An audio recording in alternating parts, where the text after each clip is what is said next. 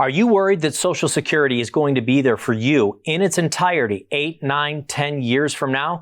Let's ask Tim Lofton of Axum Planning and Wealth. Tim, the Social Security concerns are out there. They actually come from reports from the Social Security Administration themselves. What's going on? Well, I mean, probably the biggest thing that's caught the headlines is that we're looking at a potential of up to 20% drop in the benefit that you receive on a monthly basis. What's going on? Why would they? Look, we've been paying into that our entire working lives.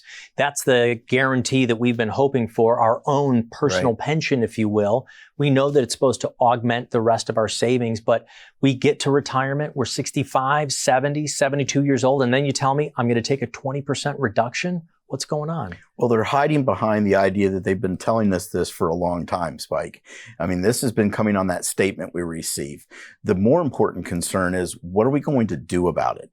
What are we going to do to replace that income if it happens? Because it's not guaranteed that it's going to happen. Okay. But if it does, we need to have a plan in place to address it. All right. And again, a 10, 15, 20%. I don't even want to take a 5% reduction for today's retiree, because that puts us in the place of having to either go back to work, find out a way to make up that income, take more risk in our investments. Well, think about it from a dollars and cents standpoint. If you have someone that's getting a $3,000 a month benefit, you're talking about a decline of $600, $7,200 a year in less income, when we're already in a high inflation environment and things are getting more expensive. Right. And Tim, my bigger concern right now is hearing millions of Americans taking their Social Security early because of this worry. They said, I don't know what's going to be there, so I'm going to take it sooner than later. What happens in this scenario?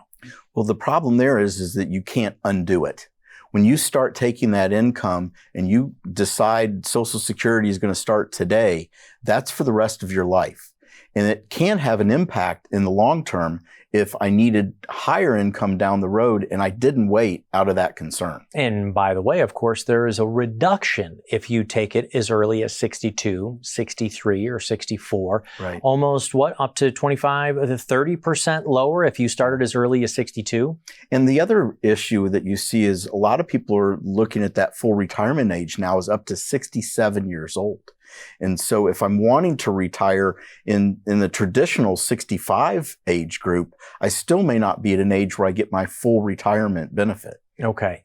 For those who are still working right now and haven't turned on their Social Security, do we need to start aggressively investing and trying to make up those costs, saving a lot more in the retirement accounts, using outside investments? Where can we make it up if we are still working? But what we don't want to do is make a knee-jerk reaction. We don't want to push harder. What we want to do is be smarter. It starts with having a plan. If we can take a look at what your income need is, and we can also take a look at what the potential pitfall could be if Social Security goes down, we can address those concerns by essentially just making small adjustments along the way. In your opinion, if someone were to call the Social Security Administration and said, I'm worried about it not being there, I want to turn on my Social Security as soon as possible, the person on the other side of the phone, are they going to say, wait, you should think about it, let's consider your other investments, and are you still working? Or are they going to help them turn it on? They're just going to turn it on. They're going to do whatever you want to do. They're not there for advice. They're there as a service. And so that's where it starts, with having a plan, sitting down with a team like Axum or someone else to make sure that when you decide to go all in on Social Security, the timing's right for you. All right. So for two factions out there that we want to address before we wrap this one up, we haven't turned on our Social Security. We're still working a little bit. What would you do in a meeting with them first? Well, the first thing we're going to do is design an income plan. We're going to make sure that the amount of money that they need in retirement is in place, whether that's a combination of Social Security, perhaps pension, or using their investments to make up the difference. We want to make sure you're on track. All right. The second faction being somebody who's already turned on Social Security. Is there anything that you can do for them? Well, I think the first step is that we can take a look, if Social Security declines, How are we going to make up that income? What is our potential with the other investments that you have to work with?